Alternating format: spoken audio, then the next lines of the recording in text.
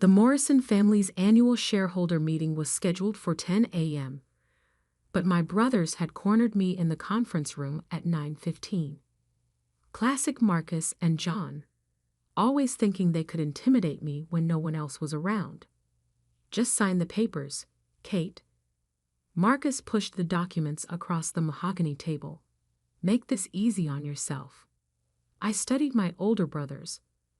Marcus in his $5,000 suit, John nervously adjusting his Rolex.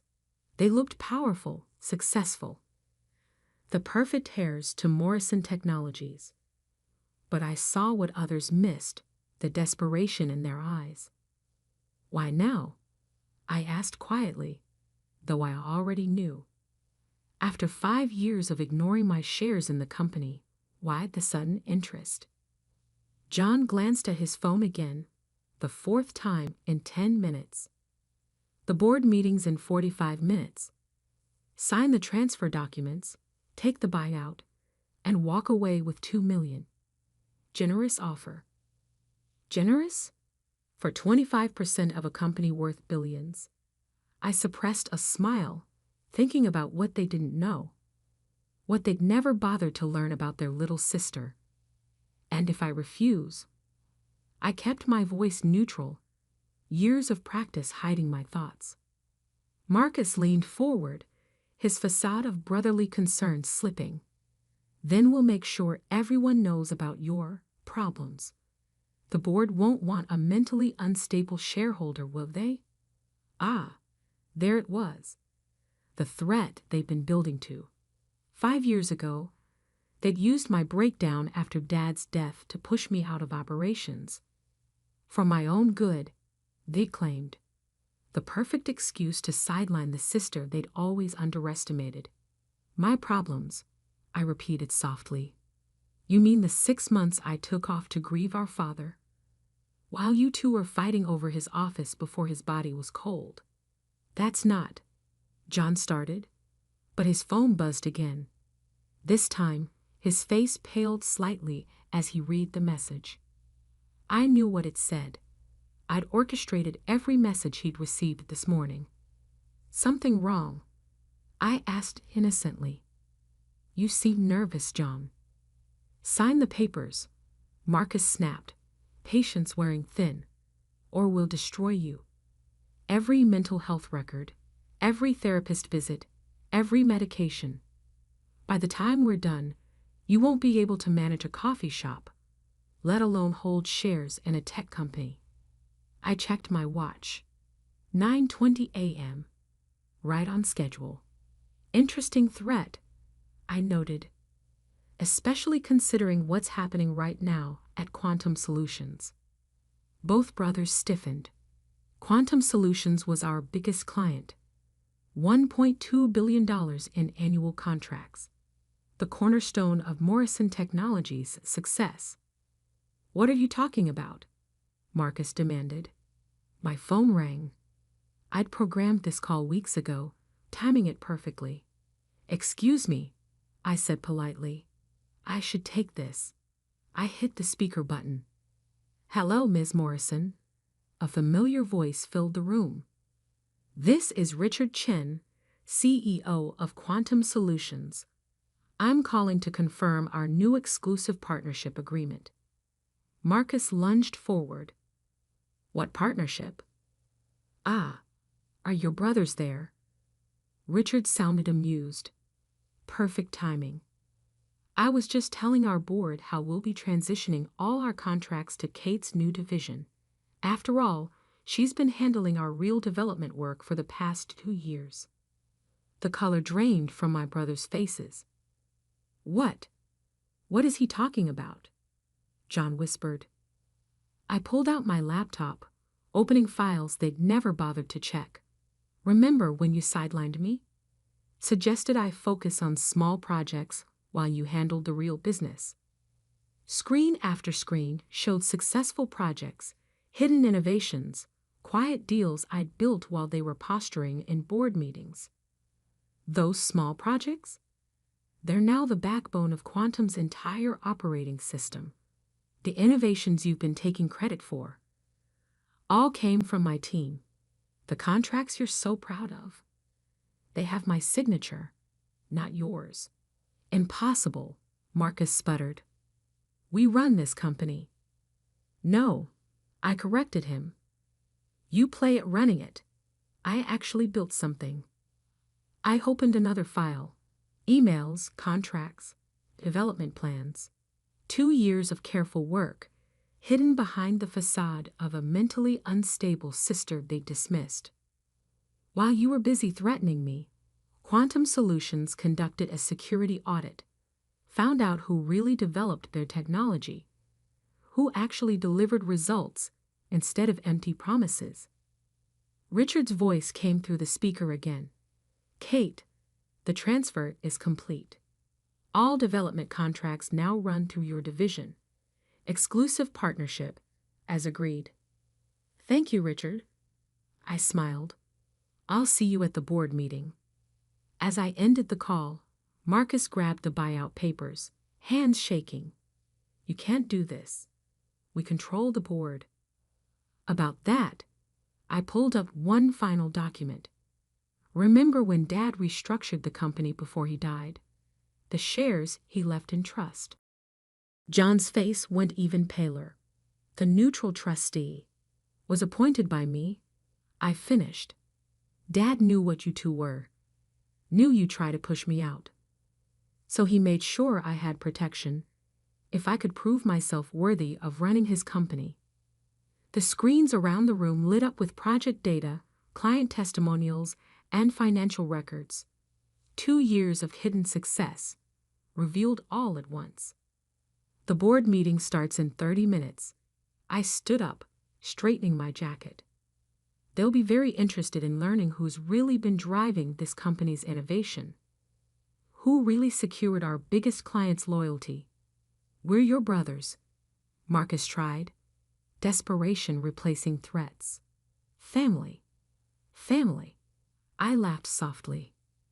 You haven't been family since you tried to destroy me after Dad died. You've been obstacles. Now you're just footnotes. I gathered my materials, heading for the door. Oh, and those mental health records you threatened to expose. Release them. Show everyone how I rebuilt myself, developed groundbreaking technology, and saved this company, all while dealing with grief and anxiety. I'm sure the press will love that story. Leaving them in the conference room, I headed to my real office, the one they'd never known about, where I'd spent 2 years building the future they couldn't see. The quiet sister they'd underestimated had just changed the game. And I was just getting started. At exactly 10 a.m., I walked into the Morrison Technologies boardroom. The tension was palpable. 18 board members shifting uncomfortably in their leather chairs, watching the drama unfold. Marcus and John sat at their usual places, faces still ashen from our earlier confrontation. Behind them, a screen displayed the Quantum Solutions logo, a reminder of what they'd just lost. Before we begin, I announced, taking my seat, there are some changes to discuss. I nodded to Amanda, my previously hidden executive assistant. She distributed folders to each board member, detailed reports of the past 2 years' actual operations. What you're looking at, I continued, is the true source of Morrison Technologies' recent successes.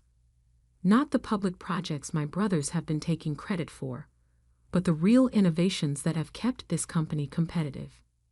The board members began flipping through pages, their expressions shifting from confusion to shock. Project Phoenix. I clicked through slides on the main screen. The AI integration system that saved Quantum Solutions $300 million last year, developed by my team, not the official R&D department. Marcus started to stand. This is ridiculous. The neural network security protocol, I continued, ignoring him. The one that just won the Defense Department contract. Also my team. In fact, I pulled up a spreadsheet 73% of our major technological breakthroughs in the past 2 years came from the division my brothers thought was handling small projects. Harold Chin, our lead independent director, leaned forward. Why are we just learning about this now? I smiled slightly. Because after Dad died, my brothers convinced everyone I was unstable, unfit for leadership. It was easier to let them believe that while I built something real. She's lying, John protested weakly. We've been running this company into the ground. I cut him off, switching to financial projections. Your visible projects are over budget, behind schedule, and failing quality controls. The only reason our stock price hasn't crashed is because of my hidden innovations. The boardroom doors opened, admitting Richard Chen from Quantum Solutions and his chief counsel. Perfect timing. I nodded to them. Richard, would you like to explain the new contract structure to our board? For the next 30 minutes, Richard detailed how he discovered my secret division, verified our actual contributions, and made the decision to transfer all development contracts to my direct control. To be clear, he concluded, Quantum Solutions' $1.2 billion annual contract now runs exclusively through Kate's division. Her brothers are no longer involved in any capacity. The board erupted in questions. Marcus and John sat frozen, watching their power evaporate. There's more, I announced, pulling up the trust documents. Dad left 30% of company shares in a neutral trust controlled by this board. The terms were clear. Those shares would support whichever heir proved most capable of advancing his legacy. Harold Chen studied the documents carefully. And you've been building evidence of your capability. For 2 years, I confirmed. Every project documented, every innovation verified, every success quietly recorded while my brothers were playing corporate politics. I distributed another set of files, my complete business plan for Morrison Technologies' future. Quantum Solutions is just the beginning. I've been in talks with 5 other major clients who want access to our real innovation team. Not the flashy presentations my brothers give, but the actual technological breakthroughs we deliver. The board spent an hour reviewing my plans, asking detailed questions that I answered with the expertise of someone who'd actually built something, not just managed it. Finally, Harold called for a vote. The evidence is clear, he announced. The trust shares will support Kate Morrison's leadership. Combined with her existing 25% stake, this gives her controlling interest in Morrison Technologies. Marcus lunged to his feet. You can't do this. We're the ones who... Who what? I interrupted quietly. Who tried to destroy your sister instead of recognizing her capabilities? Who valued appearance over innovation? Who just lost our biggest client because you couldn't see past your own arrogance? I stood up, addressing the board. My brothers will be offered positions in the restructured company if they can prove their value through actual work, not family connections. And if we refuse? John asked. I smiled. Then explain to our shareholders why you deserve multi-million-dollar salaries while contributing nothing but threats and failed projects. As the board filed out, already adapting to the new power structure, I stopped by my brother's chairs. You wanted me to sign away my shares. I reminded them. Instead, I just took control of yours. Funny how things work out. In my office later that day, I reviewed the messages flooding in. Employees finally revealing other innovations they'd hidden from my brothers. Clients requesting meetings about exclusive partnerships. Journalists seeking interviews about the company's shocking leadership change. But one message meant more than the others, from Dad's old assistant. He knew, before he died, He told me to watch out for his quiet daughter. Said she had his real genius, not just his name. I smiled, remembering Dad's last words to me. Let them underestimate you, Katie. True power doesn't need to shout. It builds, creates, transforms. Show them what real leadership looks like. The next morning, I arrived early to find my brothers waiting in my office. What do you want? I asked, setting down my laptop. Marcus looked different. Humbled. Maybe. The position you offered. We'd like to discuss it. I studied them carefully. No more corner offices. No executive titles. You'll start where I did, proving your worth through actual work. We can learn, John said quietly, if you'll teach us. Funny, I replied. 2 days ago you were threatening to destroy me. Now you want me to teach you. We were wrong, Marcus admitted. About everything. I thought about Dad, about his belief in redemption through hard work. Monday morning, 8 a.m. sharp. Regular offices on the development floor. Show me you can build something real. And maybe you'll earn back some of what you lost. As they left, I turned to the windows, watching the city wake up. My phone buzzed with project updates, client meetings, and board confirmations. The quiet sister had become the powerful CEO. The hidden genius had emerged, and the real innovation was just beginning. 6 months after taking control of Morrison Technologies, I stood in my father's old office, now mine, preparing for another board meeting. But this one was different. Today would reveal whether my brothers could truly change, and whether the company's transformation was complete. The morning sun reflected off the glass skyscrapers surrounding our headquarters, casting patterns across the project reports on my desk.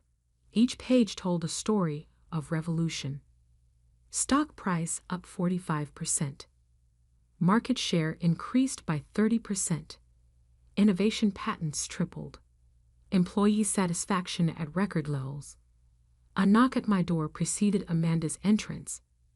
They're ready for you. Both presentations. The main auditorium was packed. Shareholders, employees, media, and industry analysts. All here to witness what I'd built from the ashes of my brother's reign. I took the podium, remembering the day they threatened to destroy me. 6 months ago, I began. Morrison Technologies stood at a crossroads. Not between success and failure, but between appearance and substance. Between what we claimed to be and what we could actually achieve. The screens behind me lit up with our latest innovations. Real ones, not the empty promises of the past. Our partnership with Quantum Solutions has expanded into a $3 billion annual contract. Our AI security protocols have become industry standard. And our development teams, all of them, are now working in true collaboration. I paused, looking at Marcus and John, sitting in regular seats among the development team members. Some of you know that my brothers started in new positions 6 months ago. Entry-level development roles, stripped of their executive titles. Today, they'll present their first major project. Marcus and John walked to the podium, dressed in standard business attire instead of their once signature expensive suits. Something had changed in them. The arrogance replaced by something resembling humility. Project Unity, Marcus began, pulling up their presentation. A breakthrough in quantum encryption that we developed with our team members, not over them. For the next hour, they demonstrated actual innovation. Real work they'd done alongside developers they once would have ignored. The technology was impressive, but more striking was their transformation. We learned, John admitted during the Q&A, that real leadership isn't about titles or threats. It's about building something meaningful. Our sister, he paused, emotion visible, showed us what we should have seen years ago. After their presentation, I returned to the podium. This is the new Morrison Technologies, where innovation comes from every level, where good ideas matter more than good connections, where even those who once wielded power destructively can learn to build constructively. I introduced our new initiatives, an innovation incubator open to all employees, a mentorship program pairing experienced developers with emerging talent, a corporate culture that valued substance over style. Some said we were destroying company tradition, I noted. They were right. We destroyed the tradition of hierarchy over merit, of appearance over achievement, of power over purpose. The screens showed our new organizational structure, flat, collaborative, focused on innovation rather than titles. Real power, I continued, isn't in making others feel small. It's in helping them become great. Real leadership isn't about control, it's about creation. As I concluded, the applause was genuine, not the polite corporate kind, but the sound of true appreciation. Later in my office, Marcus and John asked to speak with me privately. We found these in Dad's old storage unit, Marcus said, placing a box on my desk. You should see them. Inside were Dad's personal journals, including entries from his final months.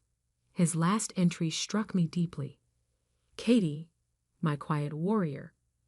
They never saw your strength because they were looking for their own kind of power. But you have something better. The power to build, to transform, to lead through creation rather than domination. I'm leaving you the tools to prove yourself, but you'll have to fight your own battles. Show them what real leadership looks like. And maybe, just maybe, show your brothers too. I looked up at Marcus and John. He hoped you'd learn. We're trying, John said quietly. The past 6 months, actually working with the teams, creating something real, it's changed us. Keep proving it, I replied. Not to me, to yourselves. That evening, as the office quieted, I stood at my window watching the city lights emerge. My phone buzzed constantly, project updates, partnership requests, media inquiries about our revolutionary corporate structure. But one message made me pause. From a junior developer on Marcus's team. Your brother actually listened to my idea today. Said it was brilliant. Said you taught him that good ideas can come from anywhere. Thank you for changing not just the company, but the people in it. I smiled, thinking of all the battles ahead, the innovations yet to build, the transformations still to come.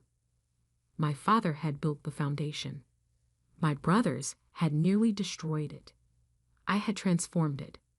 And somewhere in the company, another quiet innovator was preparing to write the next chapter. Because that's how real change happens. Not through threats or dominance, but through the quiet power of creation. Through the strength to build rather than break. Through the courage to transform not just systems, but people. The underestimated sister had rebuilt an empire. The threatened leader had become a teacher. And the real innovation was just beginning.